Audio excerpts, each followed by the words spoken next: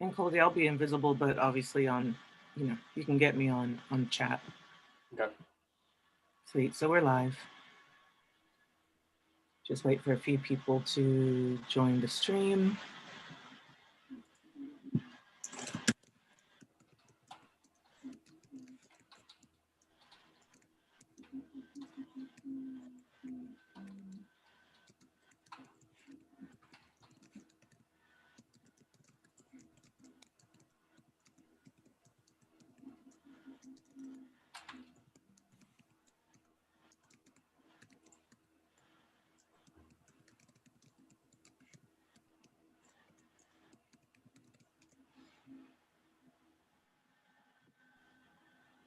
Cool.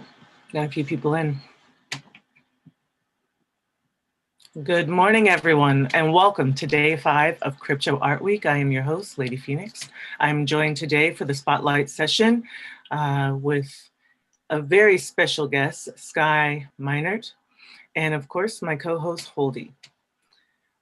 Take it away, Holdy. You can find Sky on Twitter at @SMinert. That's MINERT. Thank you, gentlemen. Thanks, Lady Phoenix, and welcome, Sky. It's great to have you on here. Thanks a lot. Good to be here. Yeah, but before I let you take over and give an intro, I'll just kind of say a little bit about why. First of all, I think highly of your thoughts. I think the first time that I met you was out at San Francisco Hackathon. Yeah. Yeah. So 2018, I, yeah. I wrangled an art show there because no one knew about programming at crypto events at that point. And I basically said, hey, can I do an art show? And they said, what? I said, well, can I just have some space? And they said, yeah, do whatever you want. So I showed up and I literally brought my whole studio. Like it was, I really but put everything out there because I felt like personally I wanted to give something back to the guys that were developing some way to step away from the code, see something creative, maybe help in some other way. And through that I got to meet you, and I remember right away, I think it was the show poster that I did or something. We got into some deep talks real fast, and I realized that you had an in-depth knowledge on not only crypto but really taking things to that next level, and that was in 2018, right? I think. Yeah. I remember that that conference very clearly, and I remember where your booth is, where it was, and I remember you had created the ETH San Francisco like official poster, and you had the physical ones on your table, and you had a few screens and stuff, and I'm like, and you're like, oh, do you want to buy one of these? I'm like, well, yeah, I want to buy one of these posters, but I don't want the physical one. I want the NFT. And you're like, well, awesome. I have edition of 5. You made edition of 5. And I said, all right, like how many are left? Like, I'm going to think about it. I'll come back later. And you're like, well, no one's bought one yet. So I'm like, oh, awesome. And that was the first, I think I had heard of Super Rare. You were using Super Rare. We like went through on the screen, and I'm like, all right, done. And then that's when we started talking about like what this means is like, if you do a resale of this ever, you're going to get an automatic cut of the actual value of that transaction. So I'm like, all right, give me 2 of these NFTs, and I still have edition number 1.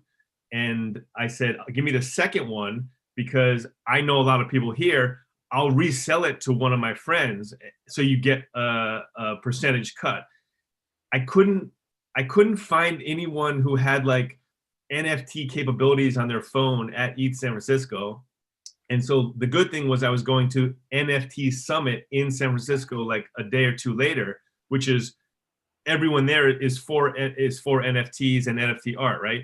And that's where Austin had like released Galileo like fishing game, and there were all these talks, and it was awesome. And I was trying to sell this edition 2, and now I'm like, I was trying to literally sell it for like 0.3 ETH, right? Like that thing's probably worth whatever now. But I had to basically beg my friend to like open his computer and buy it from me, just because it it wasn't very common for people to be handling NFT art at that point. And we did the transaction, and then I told you, and you're like, I just got the notification for the percentage cut, like, and I was like, awesome. So he still has that one, and I have the edition 1. And so that was probably I had some NFT art before that from a couple other like different like they weren't the big main platforms, but that's when I started like really getting into NFT, like experiencing and using and collecting NFTs. And yeah, so that was a really cool story. Yeah, and it's great because, you know, literally that was my first real exposure into crypto. I had done a really small conference maybe like 3 months earlier, and you know, it was just night and day. Like I actually got to see Vitalik talking. I really felt like I was the fly on the wall of something super important, right? I was the token artist who's just like over in the corner. I sang some karaoke at night. I had a great time. But at the end of the day, I was just like experiencing this thing, and it was so magical. And I don't know if that magic will be again, but I was honored to like be the outsider that was there. And I got to meet you, and now like I saw you at the BTC show. So then it's like, cool, I have like a homie who's not just a fresh face. And that meant a lot to me, that, you know, we've continued to just chat back and forth, and you just literally have your finger on the pulse of the next level of NFTs. And I appreciate that because, you know, personally as an artist, I'm in content creation mode, and in that I miss so much of the tech, right? And you're just so open with your sharing, and it's really rad. I mean, like you were talking about like the Twisted Vacancy Wicked Sunday project, and you know, I know Twisted, and you know, I was totally into it, but I was on some deadlines, and I just didn't get involved, and I missed the boat. And you're so you know, it's like you got my back in these things, like just to keep me, even if I don't do anything with them, you're like, hey, you should check this out. And I think that's kind of what we're all doing here. Like we all have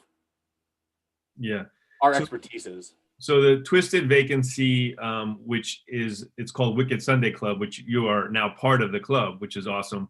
But that's a cool example of like what, and the title of this is like what NFTs can allow like art to be, basically. So Meta Factory, which is like a long, you know, this idea was started probably a year and a half ago, mainly by Drew Harding, but it's basically this idea was to become this like factory, and you're going to start hearing a lot more about it in the next couple of weeks. In general, the world is because there's a robot token attached to it for governance of this entire system. And the system is basically like, how can we take fashion, physical fashion, digital fashion, art, and NFTs, and like put them all together and create a factory that allows, that basically is like a brand factory. And so this was impossible before blockchain and NFTs existed. It was not possible to tokenize a brand new created brand by an artist, for example. And so Meta Factory was launched. There's actually, I have this jacket, like the original, this is like the back of it. It's reversible. It's got this, that's the original logo. There's only 40, this was the original Meta Factory Genesis launch. There's 42 those in the world. In that jacket, there's actually a Concash chip. I don't know if you've ever seen the physical Concash. Like it was at they're at a lot of the ETH conferences, but that chip allows you to have a wallet basically in the jacket, and that jacket can own wearables. So right now, like the wearables that exist of that jacket are in crypto voxels, and I was wearing that in the thing yesterday with you were hosting or the day before. But actually, it could have DCL wearables, it could have Somnium Space wearables, and the wearables can be in the wallet that is embedded in this jacket. And so if I ever sell, I actually have another one of those jackets, but if you ever sell that jacket, you can actually sell it with the wearables basically that go with the jacket. So that's like a taste of like what the future is going to be for wearables, because digiphysical, where there's, you know, and I know you've explored some of this stuff too with some physical like shirts or products, and you have your like, I know your recent piece, I don't know if it's sold now, where like it's the NFT is coming along with the physical glasses now. Okay, you don't have a chip yet in those 3D glasses that are physical, but they're signed. But eventually, there's probably going to be a chip in those glasses that attaches to the art piece as well, which is super cool. But like that's like one example. Another cool example I remember from early days is Snark. Snark Art is a platform, and there was it was the first time I had seen like a video, and her name is Eve Sussman. It's called 89 Seconds Atomized, and she basically took a famous picture, like a famous historical classical picture, and she made a 10-minute video that, as if she was there in time when that picture was being taken, and basically like set up the scene of like the people going around, and as if, and then at one instant there's the picture of the actual famous picture, and then there's the post of the thing. So it's a 10-minute video that is like replicating what it would have been like to paint this painting. That video was turned into like 1,300 pixels, and then each pixel was sold. And so I have a couple of those pixels, and those pixels are actually like a thousandth of the video, but the pixel changes over the 10 minutes of the video, but it's just a pixel, so you can't see. Sure. But if you took all of the owners of these pixels together and organized it, and this is where a DAO would be probably needed and would work effectively. If you organize all the owners of these pixels to come together, you can then basically have a showing of the video in like a physical gallery, but without the lending of my pixel to the show, those pixels will be missing from the show. So you actually need everyone to basically lend their pixels for the final product to be seen in real life. So that's pretty cool. That's amazing. Yeah, I think that's, I mean, there's so many different tangents to go on this. I mean, it's like just the way you can like, there's sharding with artworks. You know, there's so many ways that, you know, DeFi is coming in, and whether, you know, you can do not bell curves. What's that called? A bonding curve, like a bonding curve. Yeah. It's getting so fascinating and so finance so quick. You know, it's from my situation, it's just like, it's not overwhelming, but there's so many different ways to start using the technology that never entered my brain, you know. Yeah. And kind of like quickly about the t-shirt project, which has now become like a meme in my own head. Like, so I did this. How was that? It must be completed. It must be, and you are the Sherpa of this thing, because so I had this idea where I had a t-shirt design, I cut it in half, I wanted to resew it and do some limited edition prints. I wanted to have that be a token. I had this whole plan, right? It was great. And I think you got one of them early on. And then, so basically, long story short, for whatever logistical reasons, I had backups on that, and then COVID hit on top of that. And then my supply chain like dried up. And I was just like, I have to make this thing. It's important to me. But you all along the way were like, well, what if you just did a NFT instead of the certificate of authenticity? Or what if, you know, it's invaluable insight. And, you know, without that, I probably would have scrapped the thing. But anybody who's watching who has bought a t-shirt, it's still happening. And they're gonna be effing rad. I have one here. I'm not pamping these because I don't know if I could even make more of them, but maybe you can see this. Yeah. Can't really see it, but it's cut together. And, you know, I think Meta Factory, or, you know, some of these people that have come along since I was trying to do it myself, they have the infrastructure, so it makes it actually more tangible. Yeah. The thing you were saying about what NFTs allow also. So an example of one of my favorite platforms right now, and I've been following it from the start, is Async, and you obviously have experience with Async, and I know you're having a panel about Async, so we won't get too deep into it, but my favorite, like what Async is doing with like programmable art, and so some artists, like in the space don't really care about this stuff, like because a lot of cool digital art is like amazing digital art that's sold, and you have it, it's displayed. But for me, anything, and I wrote an article about this, which I think I've shared with you, it's the digital art dilemma. It's like with digital art, there's so much more that you can do with just the art alone. And so Async is like the first real awesome example of programmable art, where like different people or different artists can own different layers and change it whenever they want, and they're the only one in the world that can change it. But also the autonomous feature, where like the art changes based on like some event happening in the world, like sunrise or sunset in some destination. But then another cool thing is you're seeing, like even later tonight, you're going to see digital art that changes based on a world event, like an election, right? The digital art is going to change once the election is decided. That digital art is going to change forever. And in this case, there's an oracle who makes the decision on when it's changed, and then once it's changed forever. So I believe that oracle in this case is the artist. But you can actually have programmable art where there are these oracle events, and okay, chain link and things could eventually do it, but also prediction markets. So there's Omen, is a prediction market platform that's run by DXDAO based on Gnosis conditional token framework. So it's kind of like Augur, but has AMM, automatic market making built in and stuff.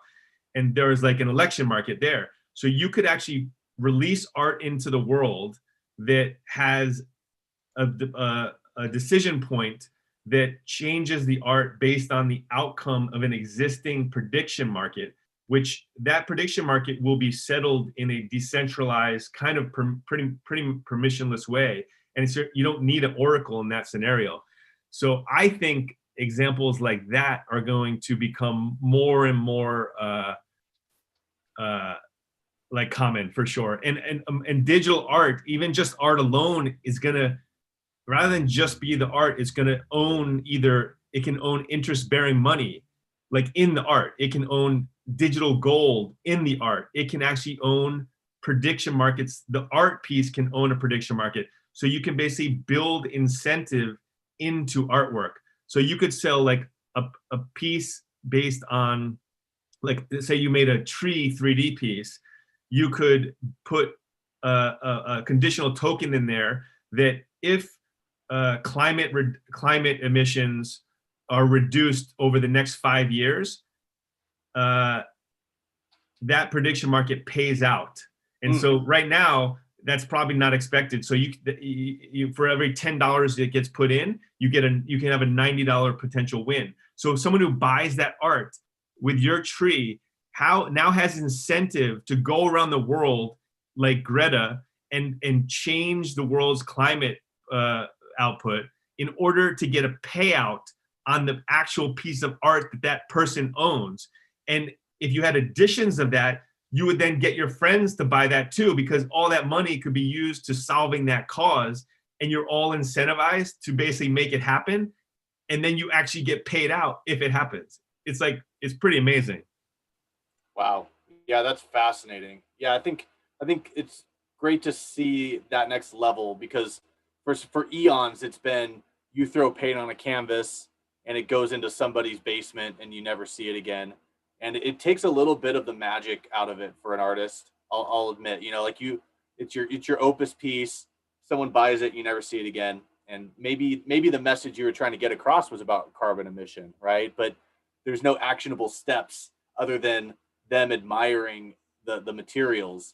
And I just don't even I feel like all of us are just laying the groundwork for the next 10 years. You know, like we're incubating. There's people like you who are like on the inside connecting the dots. And, you know, in 5 years from now, you know, I think programmable art it won't even be programmable art. It'll just be digital art. You know, it's just going to be Just art. Yeah, exactly. And 5 years from now, the stuff that people will be doing with digital art, none of us know. I guarantee none of us know right now. It's going to be, this thing's going to accelerate over the next 5 years, like so fast that we think of the craziest thing that you can think of. Like the thing I just talked about, like that's simple. Like take it to like 100 times more like complex than that, I think. Sure. Yeah. You like bring that, you have the UN like have a portrait like on the wall that they have to actionably work for, you know, to get their funding. You know, or you can actually, you know, like put some stakes on this thing. I think it's God, it's just fascinating. I love it. So tell me more about like what do you like to do? Like what's your jam? You know, what are you focusing on yourself?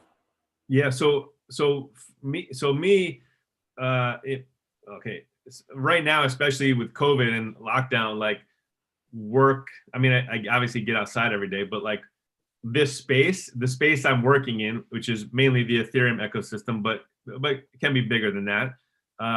And I mainly am involved in like the DAO space. So I contribute to a bunch of different DAOs. So I'm actually I spend a lot of time working for entities that are not even legal entities. Like I contribute to a bunch of different DAOs and I can earn money by doing those contributions.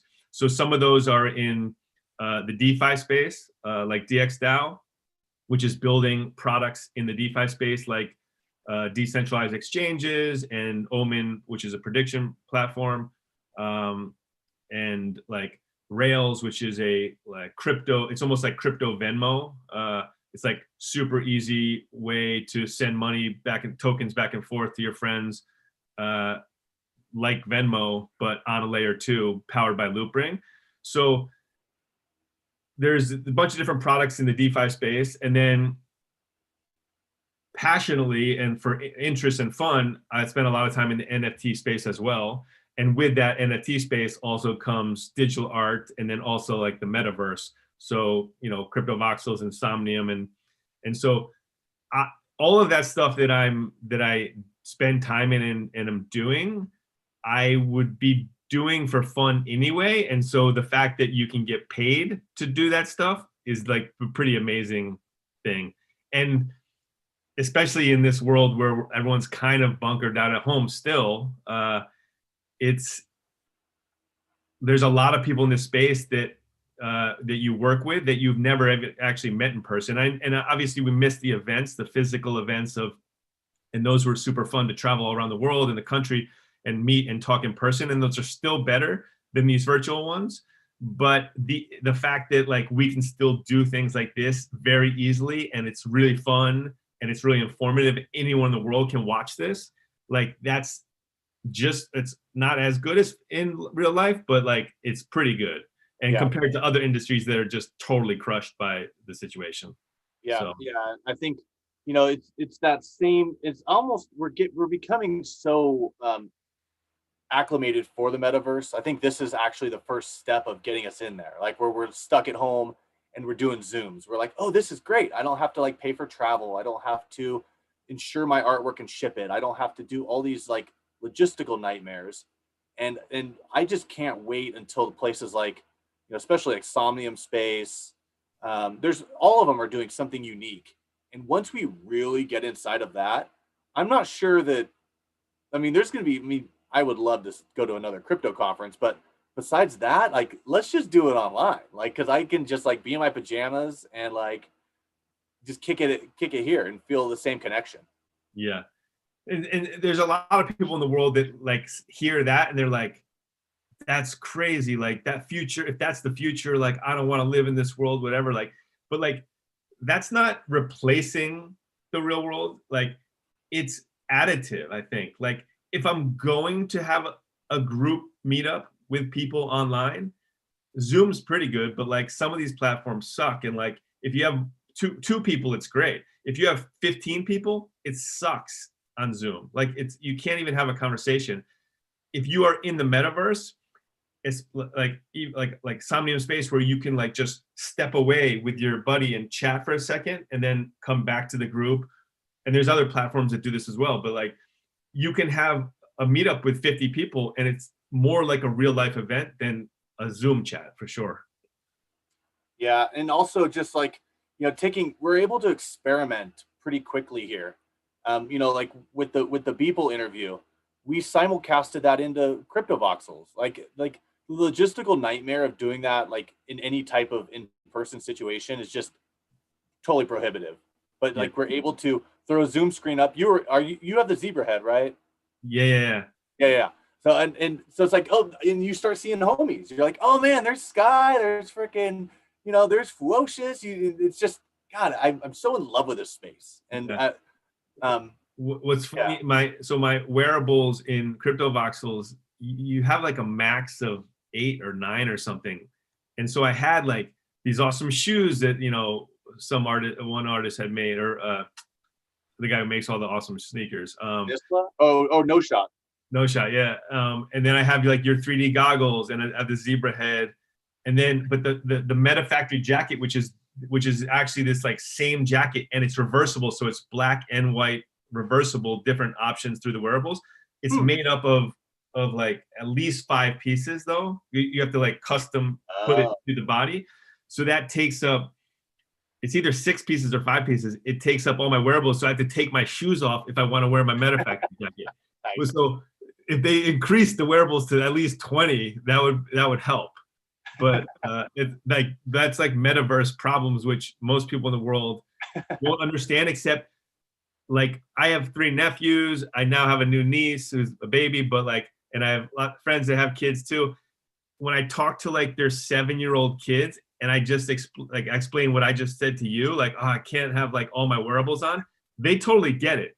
Yeah. If someone our age that's like not in this space, they're like, I don't know what the hell you're talking about. Like, well, I don't know what the metaverse is. But if you're like 5 to 15 years old, like this is like cake for you. Yep. So I kind of think, anyone over a certain age, like they're never going to come into crypto, but everyone that's under 20 right now, crypto, blockchain, metaverse, like that's going to be a huge part of their life. Yeah.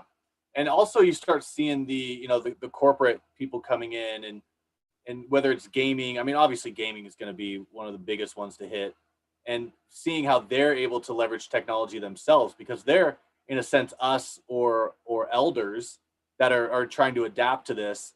And I can see them start hiring like a freaking 18-year-old or somebody like young and put them at the helm, because they understand the shit, right?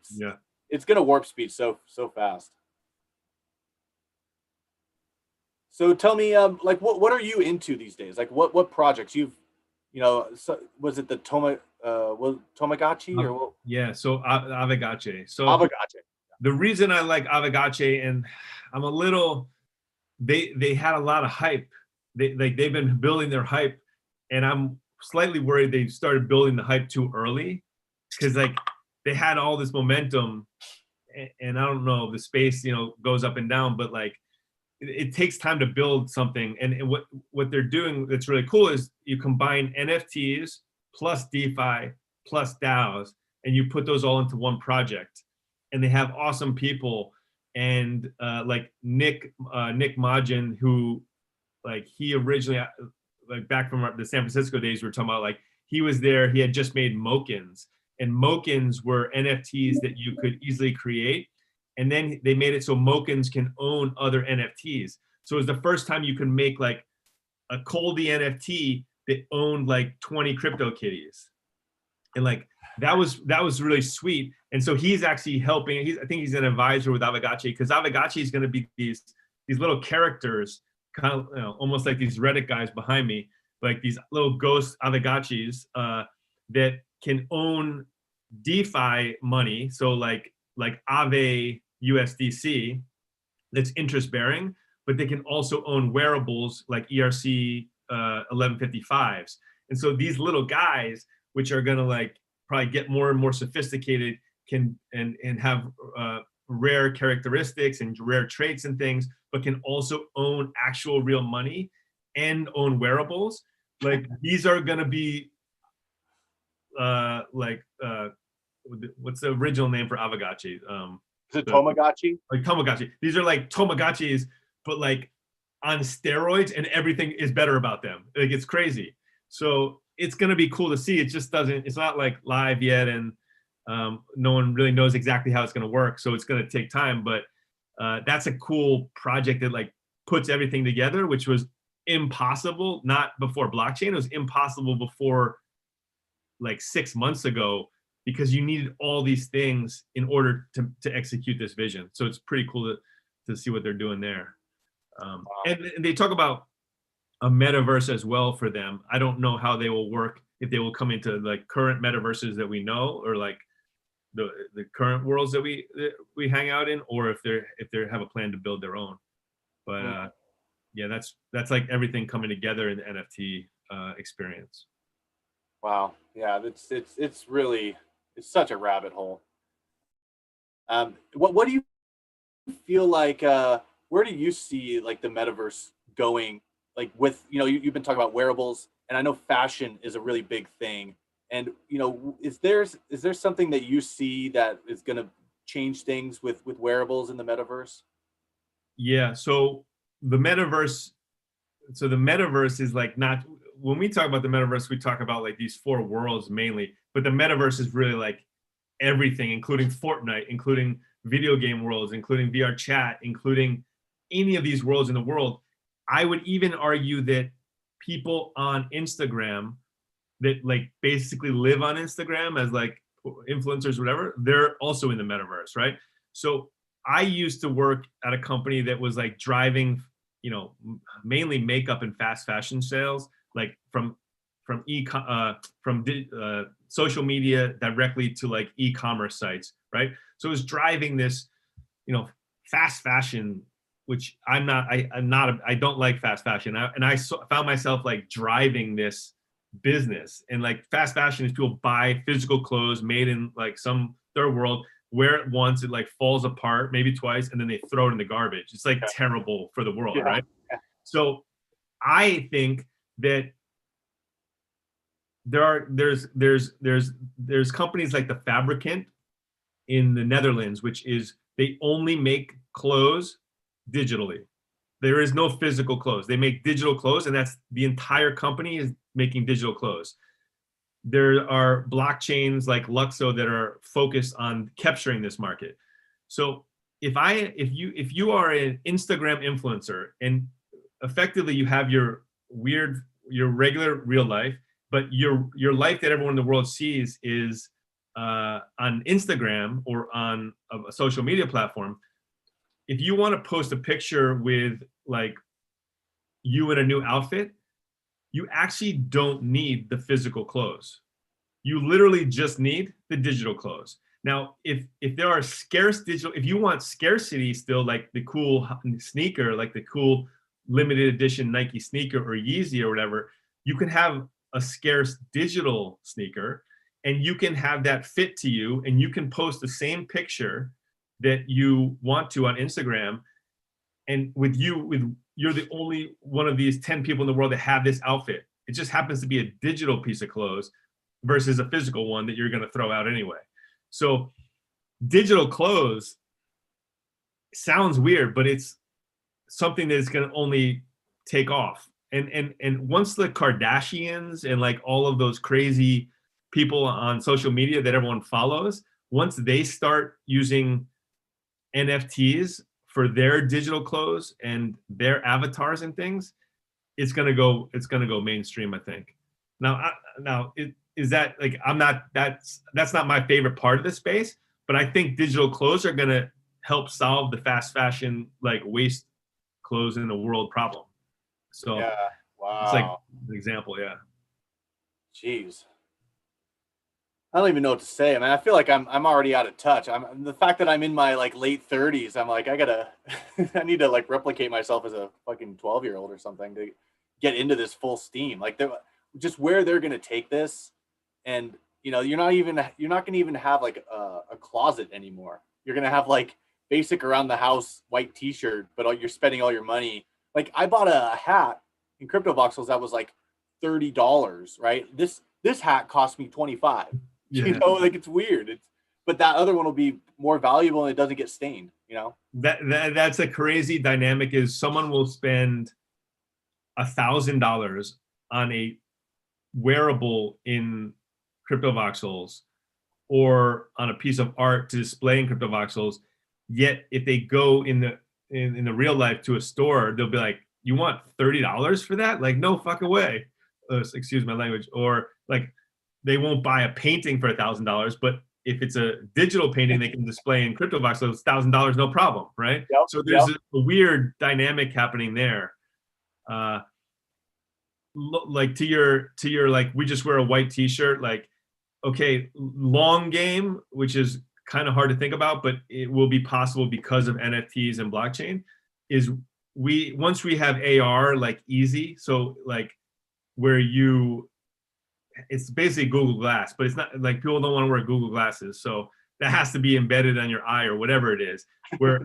So you just wear like your super comfy black or white outfit that's like the most comfortable functional outfit that you could ever have, with like the pockets you need, plus it's super comfy, you're basically naked but you have your clothes on. And then when I look at you, all I see is what you decide to digitally dress. So I look at you and it knows, oh, Coldy's wearing his like 1 of 10 Nike like Coldy collab shirt, and that's what I see. So like that's gonna happen eventually, but that's 10 years, 15 years out. We're like AR, we're living in AR, and so you can have digital clothes like live on someone. But wow. I'm wondering if I know there's some activity in this feed. I wonder if Phoenix. I'd love to get. So we got about 20 minutes left. I would love to get some talk from the feed if there's people in there. I see we have a nice little crowd here. Yeah, someone brought up the sneaker market. You know, so I mean, we got sneakerheads. And it's that same thing where, you know, right now you go to someone's house and they have freaking 100 pairs of shoes they're never going to wear. And it's just like, now we can digitally hoard and flip those shoes to somebody across the world. It's fascinating. Yeah. Oh, the other one topic that might be interesting, unless you have some questions, is, and this is what Don't Buy Meme has kind of helped spread more and more, is when people are collecting digital art, one of the trickiest things is, especially for like one of ones, like Coldy artwork, like most people that are watching this or that are going to see this, it might not be easy to buy a piece of Coldy digital art, right? So how do you do a more fair, it's not fully fair, but it's a more fair distribution, is what basically Don't Buy Meme has created. So it gives more people an opportunity to participate in these, whether it's specific digital art or it can be experiential stuff, or it can be whatever. But it's creating systems just by using code that allow not just the person with the biggest money to get the like end product. And it's not based on randomness. Also, there's some randomness, but it's also, it literally takes what is normally a pyramid where like richest guy has the most access and can get the thing over everyone else, and flattens the pyramid into something that is more like a mound of like sugar or whatever, where like lots of people have an opportunity to get those pieces, not just like the one wealthiest guy, but a mix of those things. And Beeple's, that's the cool thing. Beeple's kind of doing that tonight on Nifty Gateway. There's 2 pieces which are being auctioned, which are going to go for a lot of money, and like 2 whales are going to get those. But then there's 100 pieces that are sold for $1. Like, that's insane. Now you have to have fast hands and hopefully bots don't work, but like those 100 people that get those 100, one of 100 pieces, they're going to be pretty psyched. And I like, some people think they might flip them, but if you get one of those, I'm pretty sure you're going to want to hold it for a while and enjoy it. So there's lots of these cool ways to make this NFT crypto art world more, not necessarily fair, but more distributed for sure. Yeah, that's awesome. I think Phoenix is going to hop in. She has a question for you. Yeah, Sky, first of all, thank you for being on and sharing all of your knowledge with us so freely and so enthusiastically. I love what you had to bring up. And I have questions that I'm going to talk to you about offline regarding the fashion stuff, because that's actually my jam. And where I see things going as maybe the physical world becomes less relevant. I mean, all of this, if you look at the social trend of, sort of everything being trans, right? We're in a very trans state right now, highlighted by the talks around gender, right? And highlighted around the talks around people being able to identify, however they want to identify, right? And there being no stipulations around that. So I'm hoping we'll move to a world where the pressure to be something in the physical world because it's someone else's opinion or view on that's how you should be will flatten out. And I think it will. And then there'll be this emphasis on like, if I want to be a unicorn in the metaverse and that is my identity, that's who the F I am. And no one's going to argue with me or try to make me feel bad about the fact that I identify as a unicorn. That is my race. That is my gender. That is my creed. That is my belief system,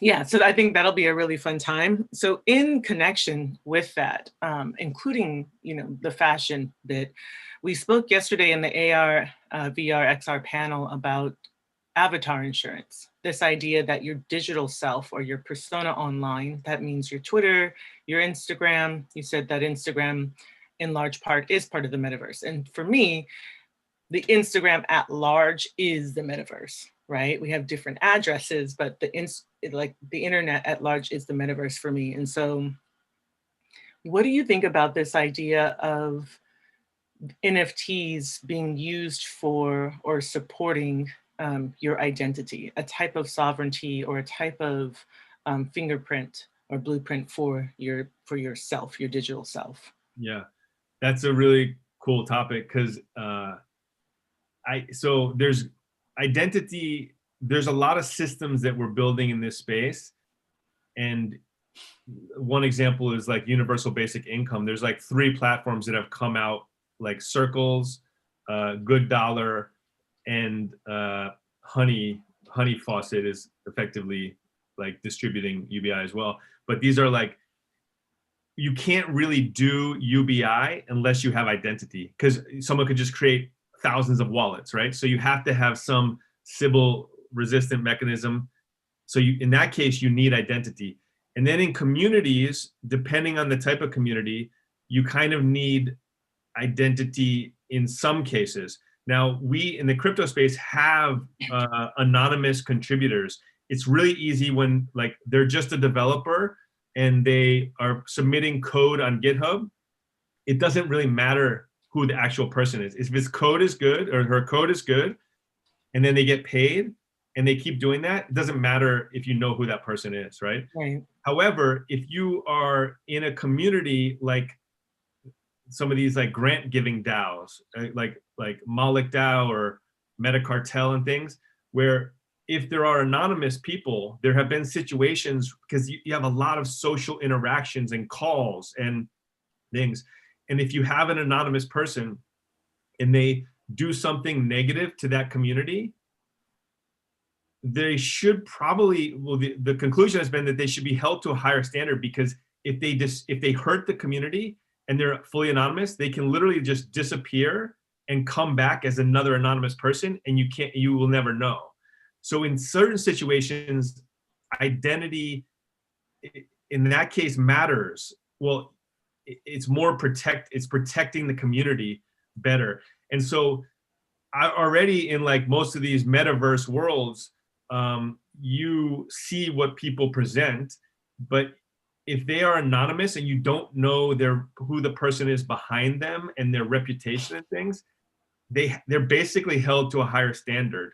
And that could be even an Instagram, like an Instagram account who is conveying a certain message. If they piss a bunch of people off or they say something like that's really bad or whatever, they can create a new Instagram account, right? And so NFTs, I guess to your original question, like NFTs are part of that. Identity-based systems, which are right now mainly through like trust graphs and stuff online, those seem to be, for systems that need identity, those seem to be the best answers. But identities, which would be like badges and things, so POAPs. So POAP badges are like, if you go to different events, you can get a POAP badge that says you were at that event. And so if someone has 10 of those badges from different ETH events all around the world, you kind of know that person and that person's wallet is verified and like has a reputation based on the events that they've been to. And so maybe you incentivize them or give them a discount to attend the next event and things like that. So that's an example of NFT attached to your online reputation or identity.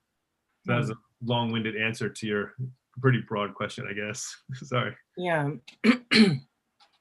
We'll have to definitely continue. I don't know, like I don't want to get bogged down in this. I just feel like those things aren't good enough. Like when we were talking with Mike Beeple, he was saying, do you think quantum computing can break the blockchain, right? So if that is the case, then none of those badges really, I mean. Well, yeah, so I think someone wrote this, when that question was asked, someone wrote it on the chat, but like, if quantum computing, like true open, can do anything quantum computing exists, not only is blockchain and digital identity done, every computer system that we use in the entire world doesn't work anymore and can be entered by anyone. So the whole thing doesn't work. So right. Blockchain and crypto is irrelevant at that point because there's no banking system. Life is irrelevant at that point. Exactly. So quantum computing is like a whole nother discussion that I think we can prep for it, but like it's hard to talk about right now. Yeah, it's just way too many rabbit holes as well. Everything is essentially conjecture. I mean, even the guys who know are constantly finding out new things, right? And yeah. I still think we need avatar insurance is my bottom line. I think we need some type of avatar insurance beyond the wallet. Sure, we can protect our wallet, but for example, if I spin up, you brought up the Kardashians. So if I spin up a Kardashian lookalike, right?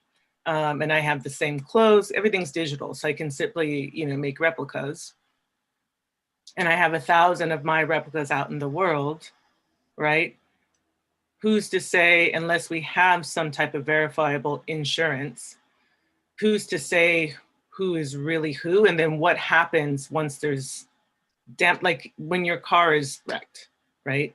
There's a certain procedure that takes place specifically for auto insurance, or like death. Can our avatars die or age, right? Mm-hmm.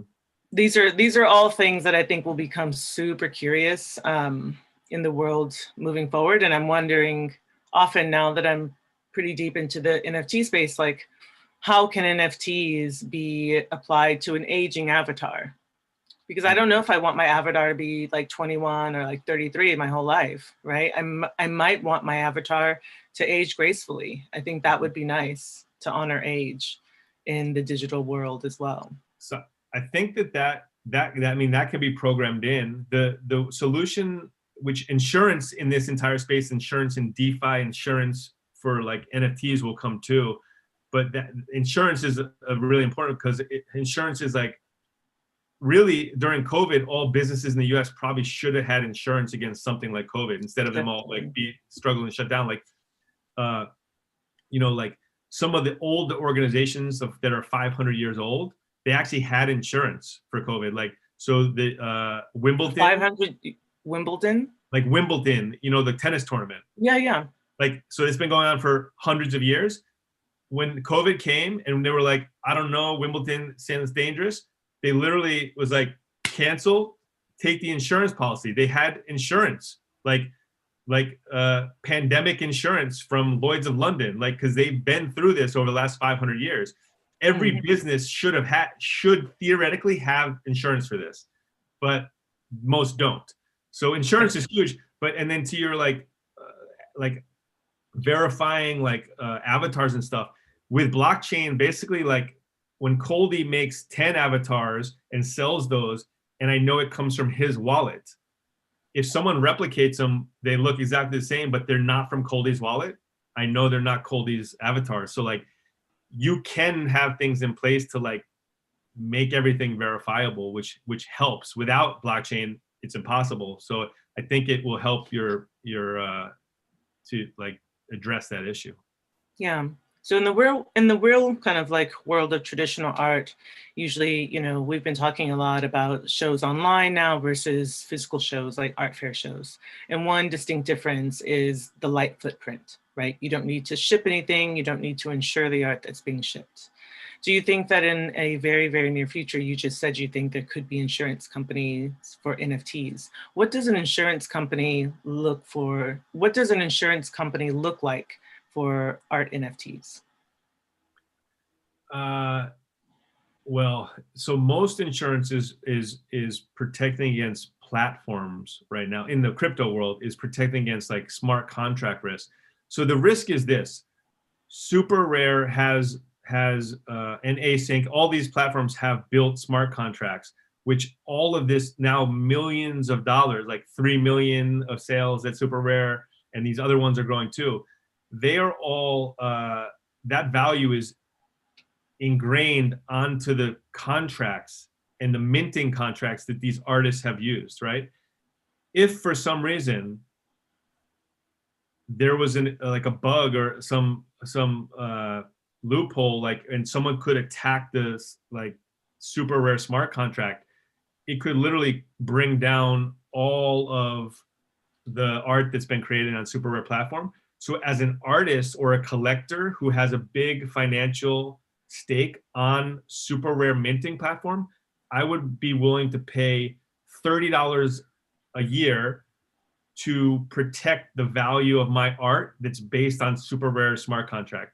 Because all the insurance that Nexus Mutual and all these guys are doing, it's based on like specific Compound's protocol or Aave's protocol. So it would have to be Super Rare's protocol. So if there's a bug and the whole system came crashing down, you would get a payout. So the question, and that would be for collectors and artists would probably want to buy that insurance. So that's like the basic insurance that I see, which doesn't exist yet. It's a great idea. I'm sure someone should be working on it, hopefully. Well, they are now. Yeah. They are now, Sky. So that's pretty neat. So you're saying that but if you're, for example, if you're collecting works, you brought up async. So let's talk about Matt Cain's $100,000 sale, right? If I'm Token Angel and I'm the owner of that $100,000 work, and then I'm Async, the platform in which it was minted on, and then I'm Matt Cain, the artist who produced it, are all three of us now paying that $30 a month to be protected? And can $30 a month protect us against $100,000? At this point, so Async, the company is not usually buying, like these protocols don't buy insurance on their platform because they built the platform. And Matt Cain, he's sold it already. So he has incentive for like the thing not to fail for the future of him, but he's already sold it. Really, at that point, the person who needs the insurance is the person that owns it. Because if it turns out that someone could get in and take away certain layers from that piece or affect them in some malicious way, it's the collector's value who is at risk. So the collector, whoever holds the value, is always the person that wants to do the insurance, I think.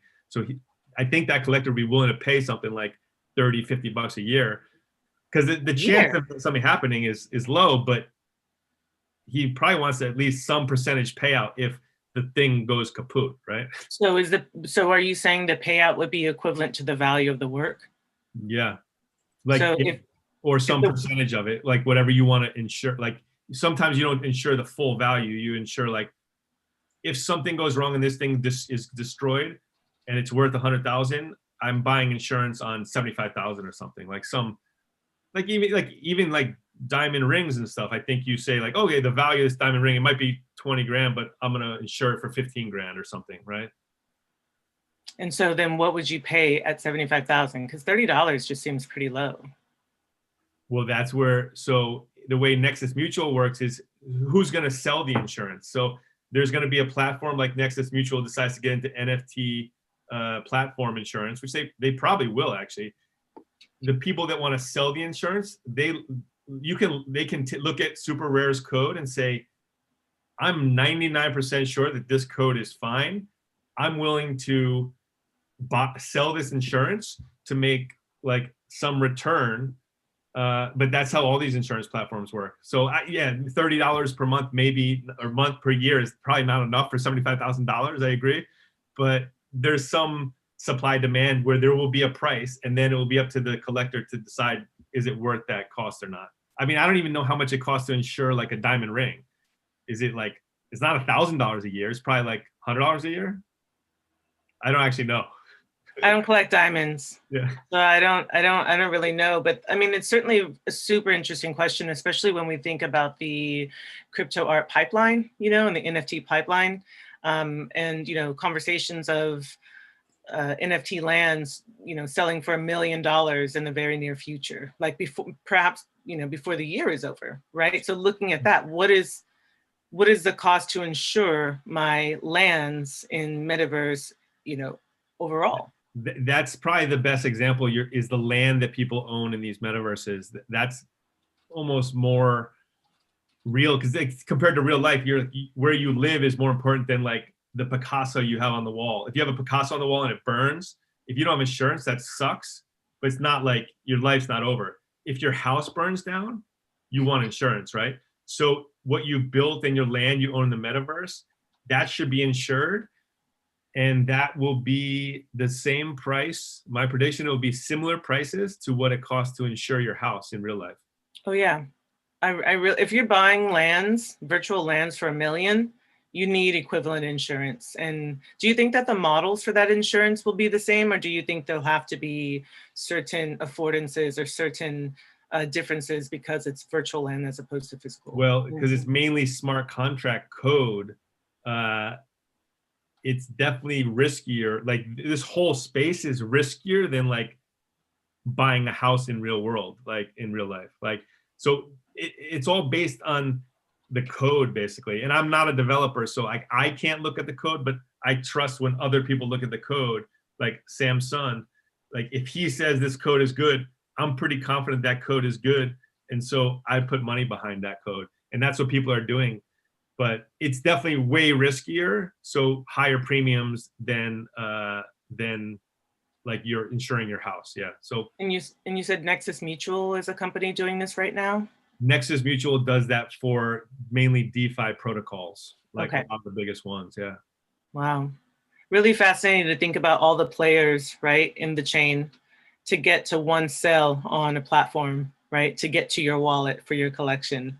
And then the other side of that will be, from the chain to the portrait, right? Because eventually you want to look at your collection or have it displayed somewhere that's not encapsulated in a laptop or, on your phone, right? You want to be able to look at it on your wall like your Picasso.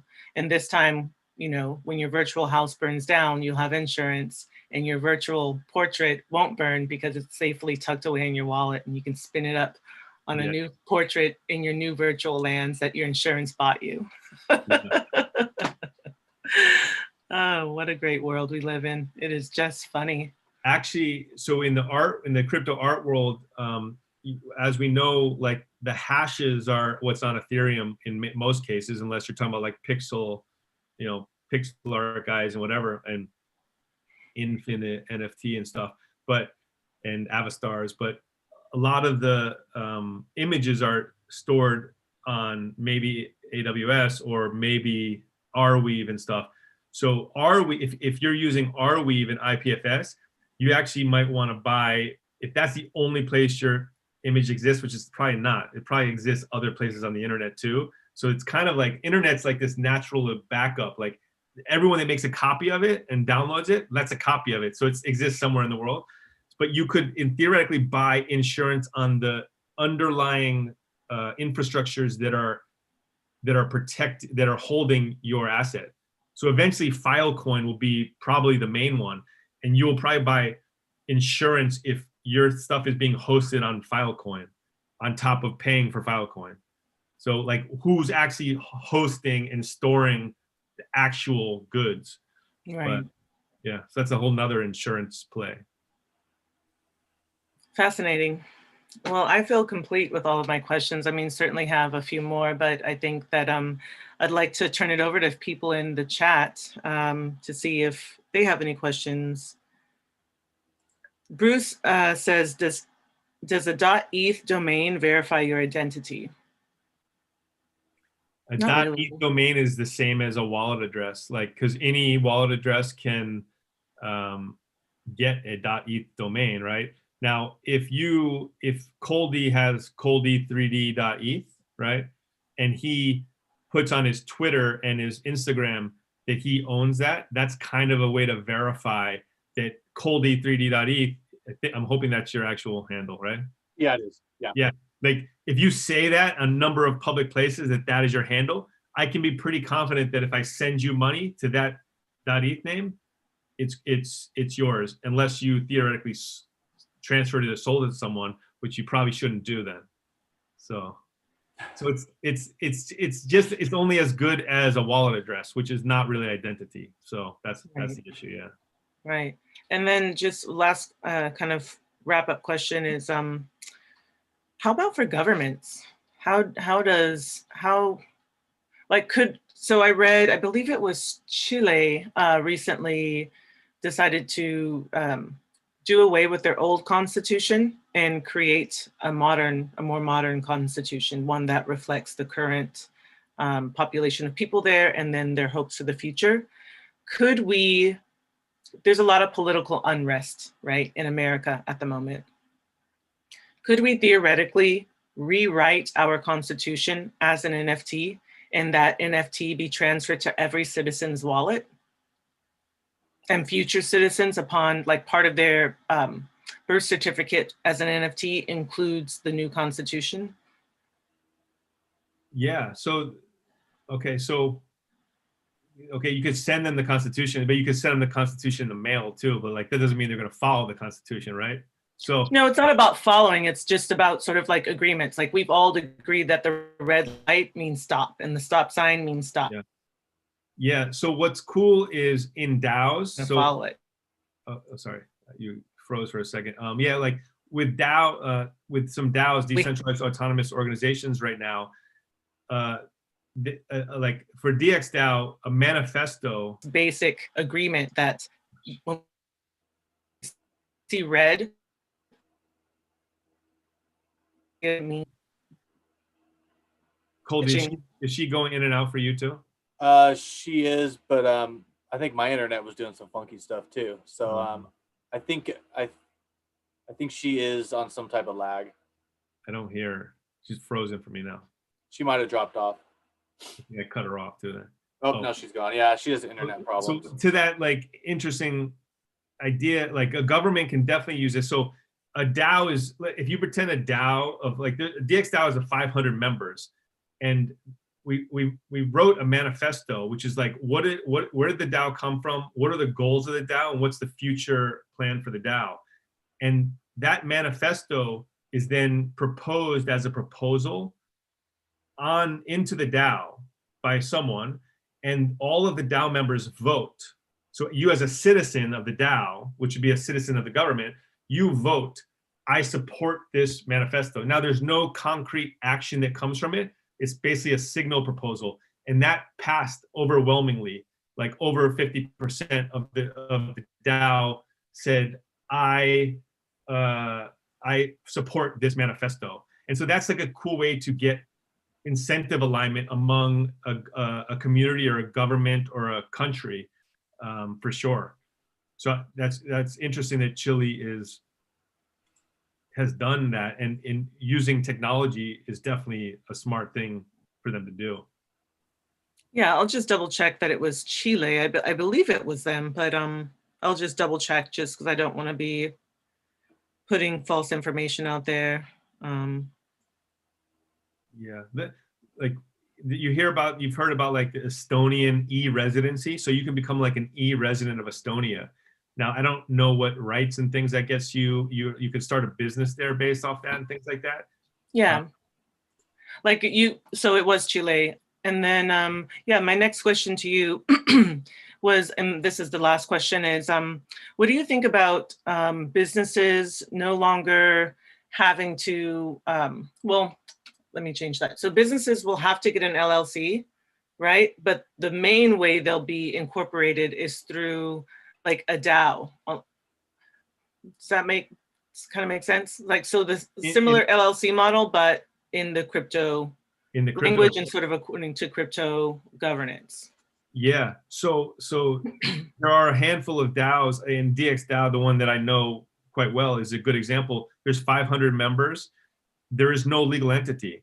It's a collective of people all around the world that control, about $5 million of assets to basically accomplish the missions and the goals of what those 500 people vote on doing. And so the manifesto, I don't know if you heard this part, but a manifesto was created just like a government could do, and it was submitted as a proposal, and the entire DAO votes on it and says, we unanimously support this manifesto. And that's a signaling proposal. But then another proposal, like you can make a proposal and say, I have an awesome idea to make a new logo for DXDAO, and I need $3,000 to do it. You right now, with no one's permission in the world, can submit a proposal to DXDAO, and the voters, the rep holders of DXDAO will vote. Should we give Coldy $3,000 to design a new logo for DXDAO? And if that passes, the money will automatically go from DXDAO to the wallet that you asked the money to go to. So all it has to do is pass, and then you will get the money. So should we be setting up future governments as DAOs, where everyone can vote for new leadership within a DAO? So say the US is, 30 million people. I don't know exactly how many people we are here, but say it's 30 million people. Could there be a 30 million person DAO that votes on the leadership, allocation of funds to various social that is a social initiatives? Theoretically, yes. Now, DAOs are probably the only mechanism that can scale to 500,000 or 50 million people all governing one system together. But the biggest DAO we have today, well, you could say Ethereum is also a DAO, but like blockchains are DAOs, kind of. You vote with ETH. But liquid democracy and things like those are all awesome ideas. We're far away from those, so we have to have like proven smaller experiments, examples of those. But yes, that is the idea. Like when DXDAO was created originally by DAOstack and Gnosis, well, the idea was presented. There was talk of it becoming the biggest entity in the entire world. Wow. Like it can literally do anything. It can own real estate. It can own websites. It can build whatever. It can raise money. It can become bigger than Amazon. Like it can become bigger than multiple companies. It theoretically has that ability. It's just still very small at this point, but it is proving that we can go that way. I think that is a perfect note to end on. Sky, thank you so much. You have definitely given us all food for thought this morning. Brunch with Sky needs to be a thing, Thank you so much. This was wonderful. And to think that we could actually, maybe not fix, but actually like amend some of the past mistakes in our governance through a DAO, right? As a future way of moving forward as a people, right? And truly being equal now, right? In the future that we've all been trying to dream up of this like grand idea of equality, maybe the DAO could present that. Would you say? Yeah. So I would, and there are art DAOs too that exist right now. I would suggest that everyone here and everyone, and Wicked Sunday Club, which Coldy joined, is effectively a DAO as well. So I would just the experience of joining a DAO. Some you can just pledge to, some you can earn your way in, some you don't need any money, but they have a common initiative. There's one art DAO that's collecting art collectively, and you vote. And you've all given a bit of money, and you decide as a DAO how to use that money to collect collections of art. And so being a part of a DAO is like a cool way to see what the future that you just described is possible, even though this is all small versions of it. But like, once you see it, you're like, whoa, this is the answer. Like, how do we get there, like for a country or for the world? Right. We have like a world DAO with every That would be country. amazing. Yeah. That would be amazing. Sky, thank you so much. This is the end of what NFTs can make art and really life to be. You've given us some really good things to talk about. Please follow Sky on Twitter at @MINERT, Coldy's @Coldy, and I am @Crypto Art Advisor. Thank you very much, and we'll see you in the next panel at 11. Thanks, Sky. Always a pleasure, bud. Yeah, it was great talking to you guys. Cool. Peace. Bye.